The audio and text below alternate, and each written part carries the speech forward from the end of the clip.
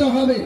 সেই লড়াই আমরা যদি একা লড়তে যাই, আবার কোন রাস্তা দিয়ে এই সমস্ত বেঈমানরা, বিশ্বাসঘাতকরা, মুসলিম বিরোধী সহ সংখ্যালঘুদের বিরোধীরা, সংখ্যালঘু মানে শুধু মুসলিম না, আদিবাসী সহ, শিডিউল কাস্ট সহ, ওবিসি সহ অনেক ব্যক্তি আছে।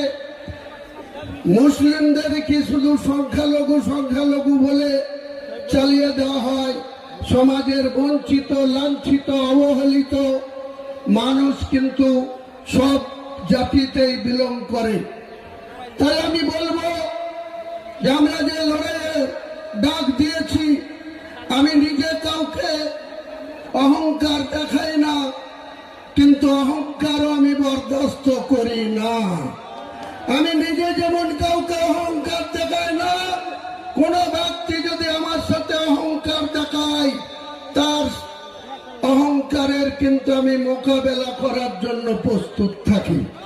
এটাই আমার চলার আদত, এটাই আমার চলার বলতে পারেন যে মেন স্ট্রিমের লাইন।